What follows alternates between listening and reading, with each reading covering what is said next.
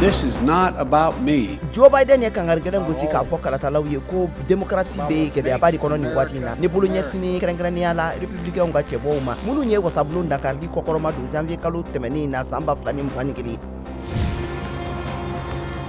Ka kɛ ni nɔvɛmburu kalo nata tile 8 na kɔrɔ kalataw ye jamanakuntigi kɔrɔ Barack Obama ye sarakanniba kɛ Araba don na jamalajɛba senfɛ Phoenix Arizona mara la yaasa ka dɛmɛ don demokaratiw ka politiki cɛbɔw. Parkland kalanso fagalikɛla Nicolas Cruz ɲangira Araba don na ka bila a si dan kaso la ka da a ka fagaliba in kan a ye min kɛ Marjorie Stoneman Douglas Floride mara kalanso in na kalanden 14 ani kalanso baarakɛla 3 ka fagali la san 2018 waati la.